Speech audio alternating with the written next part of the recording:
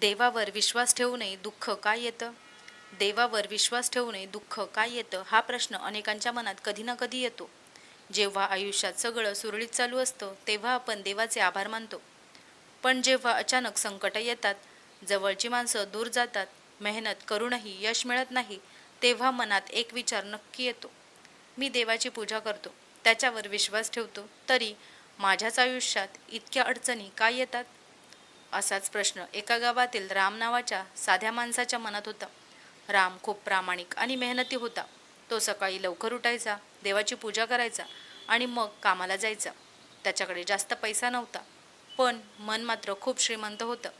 गावातील लोक त्याला नेहमी म्हणायचे, राम, तू इतका चांगला आहेस, कोणाचं वाईट करत नाहीस, मग तुझ्या आयुष्यात एवढ्या अडचणी काय येतात? राम हसायचा आणि म्हणायचा, देव जे करतो ते चांगल्यासाठीच करतो. पण मनाच्या एका कोपऱ्यात मात्र त्यालाही प्रश्न पडायचा. एक वर्ष असं आलं की रामच्या आयुष्यात एकामागून एक संकट येऊ लागली. पहिल्यांदा त्याच्या शेतात पिकाचं नुकसान झालं. त्याने खूप मेहनत घेतली होती, पण अचानक आलेल्या पावसामुळे सगळं खराब झालं. त्यानंतर त्याची तब्येत बिघडली, काम कमी झालं आणि घराची जबाबदारी वाढली. एक दिवस रात्री देवासमोर बसून रामच्या डोळ्यात अश्रू आले. तो म्हणाला, देवा, मी कधी कोणाचं वाईट केलं नाही, नेहमी तुझ्यावर विश्वास ठेवला, मग माझीच परीक्षा का घेतोस? त्या रात्री त्याला झोप लागली नाही.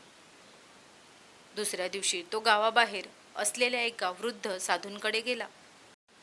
तो साधूंना म्हणाला, मला एक प्रश्न विचारायचा आहे. देवावर विश्वास ठेवणाऱ्या लोकांच्या आयुष्यात दुःख काय येतं? साधू हसले आणि म्हणाले, तुला उत्तर हवं असेल तर माझ्यासोबत चल. साधूंनी त्याला एका छोट्या रोपट्याजवळ नेलं. ते म्हणाले, हे रोपटं पाहतोयस? एक हे काही दिवसांपूर्वी एक छोटंसं बी होतं. राम म्हणाला, हो, पण याचा माझ्या प्रश्नाशी काय संबंध? साधू म्हणाले, हे बी जमिनीत टाकलं तेव्हा त्याला अंधार सहन करावा लागला. मातीखाली दाबलं गेलं, पाणी पडलं, वादळ आलं, ऊन पडलं. जर त्या बीने विचार केला असता की माझ्याच बाबतीत असं का होतंय, तर ते कधीच मोठं झाड बनलं नसतं. राम शांतपणे ऐकत होता. साधू पुढे म्हणाले, माणसाचं आयुष्यही असंच असतं. संकट आपल्याला संपवण्यासाठी येत नाहीत, ती आपल्याला मजबूत करण्यासाठी येतात. रामच्या डोळ्यात आशेचा प्रकाश आला.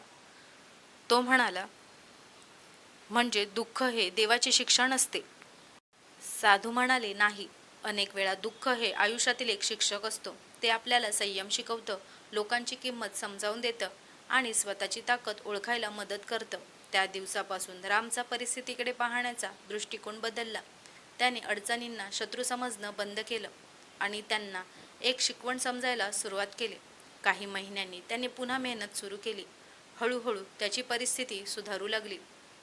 एक दिवस गावातील एका माणसाने त्याला विचारलं, राम, तुझ्यावर इतकी संकट आली, तरी तू एवढा शांत कसा राहतोस?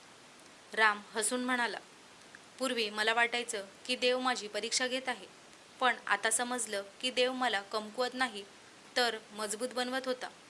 मित्रांनो, आयुष्यात दुःख आलं म्हणून देव आपल्यापासून दूर गेला असं नाही. कधी कधी आयुष्यातील कठीण काळ आपल्याला अशा गोष्टी शिकवून जातो ज्या सुखाच्या काळात कधीच शिकता येत नाहीत. लक्षात ठेवा, देव अडचणी दूर करेलच असं नाही, पण त्या अडचणींमधून बाहेर पडण्याची शक्ती नक्की देतो. Thanks for watching.